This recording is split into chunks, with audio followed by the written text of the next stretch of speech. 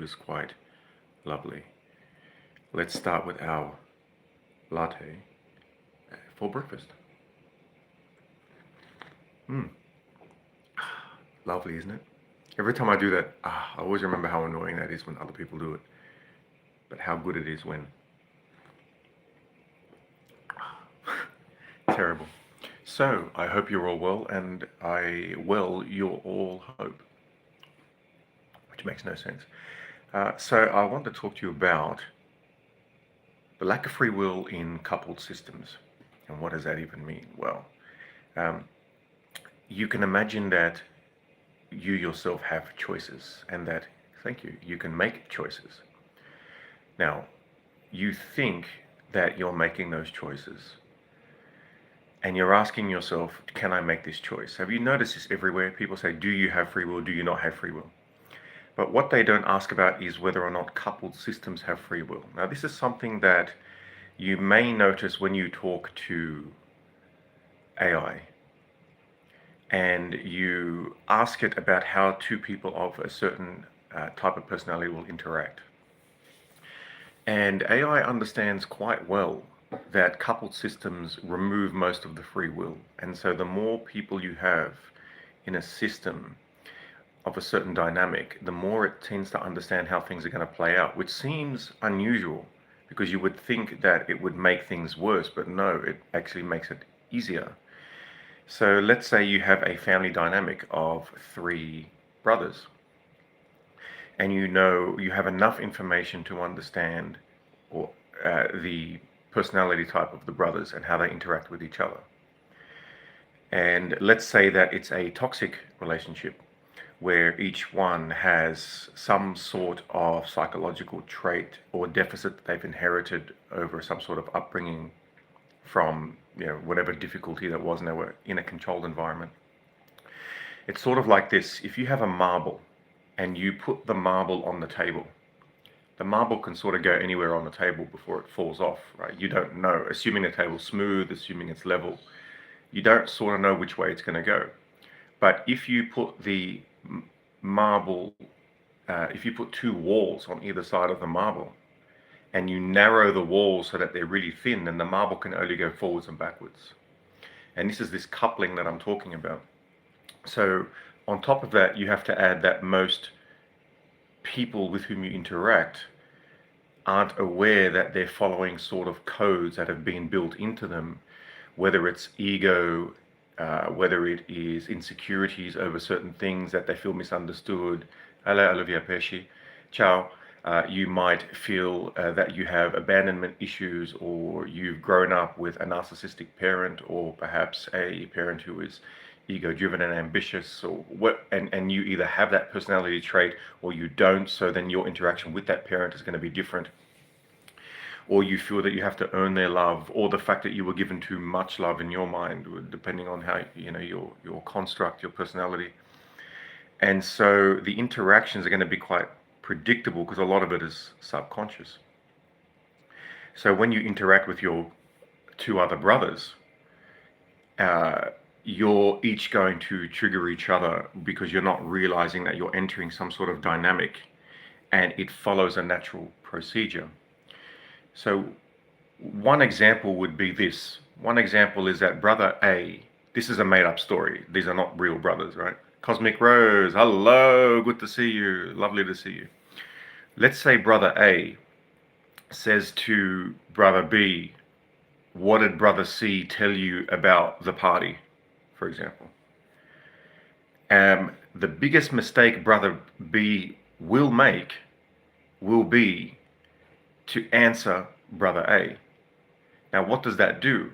That allows brother A access to indirect information, which will never come out the way that brother B meant it. And why do you ask that? Because there's an interesting thing about human transmission of information. Transmission of information has probably more to do with the receiver than the provider of the information.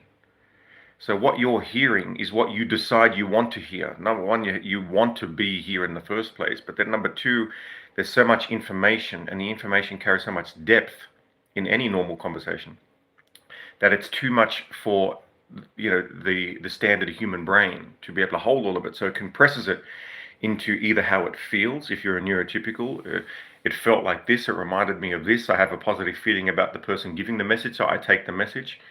Cognitive bias, Captain Deltron, pleasure to see you, mate. We've got everyone here. Well, everyone is clearly an exaggeration, but still, let me take a sip of my coffee. Now, how do you remove what we call degrees of freedom of how that information can be taken? One thing you can do is you can actually only have a conversation about brother C with brother C.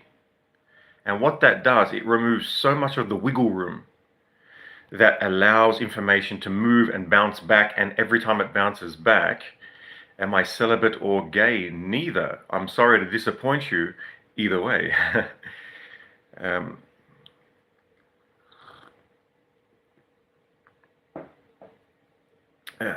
yeah. So, brother C, you're disappointed. See, disappointment comes from expectation. So you had an expectation, the expectation wasn't met, and therefore you're disappointed. And this is quite fascinating. Another thing about human beings is that we base our emotional reality on whether or not something meets the expectation that we had in the first place, which is an a priori expectation.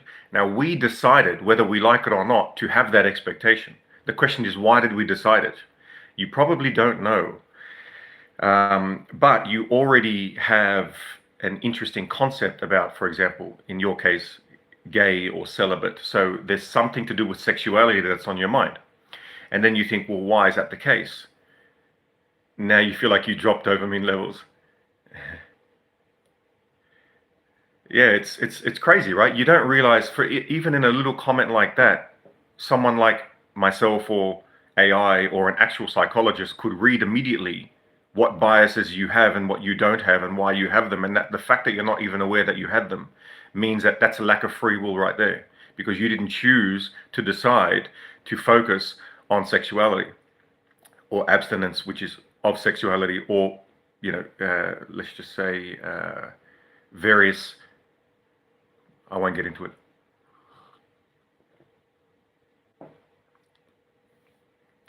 So what you do with the brother is, if brother A comes to brother B and brother B says, and brother A says to brother B, hey, what's up with brother C?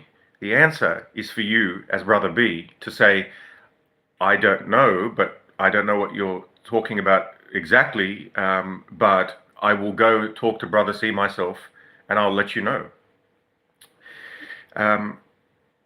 Now, doing that removes about 90% of the possibilities, because whatever you say to brother A, you could say there's nothing wrong, right? You're too mentally fit to fall for any bullshit.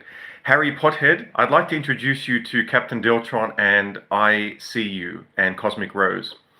Because, hey, and Boss Briggs, because I've been doing this, I've been doing this for a long time. And probably 10 years ago, I started to get trolls. And so I learned how to respond and understand what's going on. So my book popped up on your Amazon recommended list. Wow, Rachel Williams, g'day. Thanksgiving, happy Thanksgiving, Americans. And Chinese, apparently a lot of Chinese celebrate Thanksgiving as well now, in their desire to become more American. I don't know if this is true. I found out from a wonderful young Chinese man who's a member of our group at university. You can tell I'm a good dude. Thank you, Harry. That's kind. But we all have our dark sides.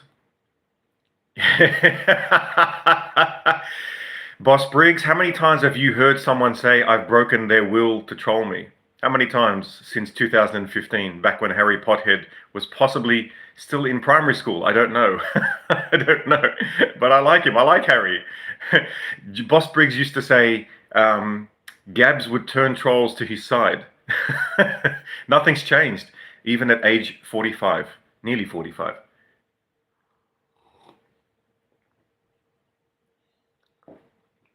But again, it is a way, there is a way to do that. We'll talk about that actually. Do you have Asperger's or just high? I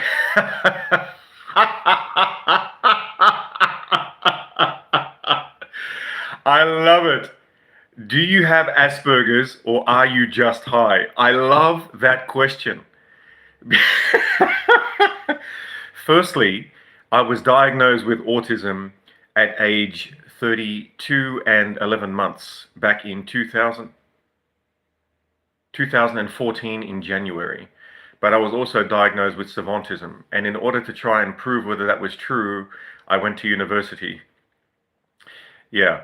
And then I kept going to university. And now I'm doing a PhD in, well, it started off being in applied mathematics, but it's pretty much now more pure mathematics than applied. But I like that you equated the symptoms of Asperger's having things in common with being high. That's quite interesting. That's fascinating. All right.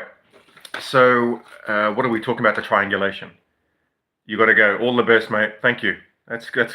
That's hilarious. How many people have subscribed over the years to Periscope and now YouTube who were initially people who were trolling? Isn't that amazing? It's something so fascinating about that. I love it. It feels good. All the best, mate. All right, so coming back to our story, it's now 11 minutes has passed, so I'm probably going to go because I got to get to my work.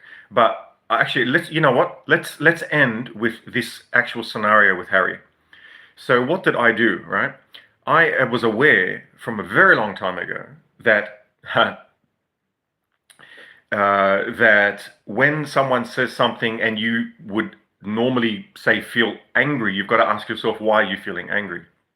And in my case, it was to do with feeling as if I had something taken from me that I deserve to have. And that feeling can trigger a fight or flight response. And then, of course, the amygdala, kicks in, especially if it's hyperactive. If you're someone who's grown up with trauma, you have a sense of self, a sense of ego. You want to defend it. You get angry. And then when you recognize that mechanism, as you get older, you realize, number one, that ego is an illusion. There is no such thing as the self. There's this continuation of consciousness, but the continuation is happening with this underlying hardware that's continuously changing. And as you grab more and more memories in life, it also changes who you are as a sum of your thoughts. So when someone says what they say, it's not necessarily an attack on you unless you want it to be. What you can do is say, I recognize that this person is acting in this way. Then you wonder why they're doing it. And as soon as you start doing that, you recognize that as humans, that people are playing a part where their subconscious is driving them to do so many things that most of it has nothing to do with actual choice. So what do you do from all of that? Yes, so such a pleasure to see you, Boss Briggs, and everyone. It's so nice. Just imagine, like with Periscope, we started getting up to 30,000 people live, if you remember. And obviously all of that disappeared. I wonder if that'll come back again on YouTube. And it's sort of strange because I'm not even doing these YouTubes anymore, like very rarely. But I don't know. It'll be interesting to see, right? Like there's more of a pleasure I have in people recognizing things about themselves. But what upsets me is that it seems so futile at the moment for me. Because, for example, what just happened with Harry, right? All of you who've known me for 10 years, you've seen this happen over and over again. But these people like Harry have just been born, right? So they're 20, 25. They're thinking that this is the first time that this is happening to them. And it sort of makes me sad that in another 10 years, it's going to be the same thing. Where, you're going to get someone 25, by this time we'll be nearly 60. And they'll be making some smart ass comment. And then you respond. And then they realize, oh, wow. And no one's learned anything. And we're in 2035. So that part still gets me. I think as I get older, you realize that sort of humanity has this sort of dementia where you sort of whatever we learn seems to be forgotten by the time we move past, and people who are 5 years old today in the future are 25 and have not learned anything that we have. But I mean, look, it's the same thing, obviously, what we've picked up over the years. But it's a pleasure. So nice to see you all. My coffee's nearly over. I've got to get to my mathematics because I'm working on a problem that I believe I've solved, that has not been solved in 300 years of attempts. Now, who knows if that works out or not, but we will see. I will talk to you all later, and don't forget to take life one smack at a time, or one snack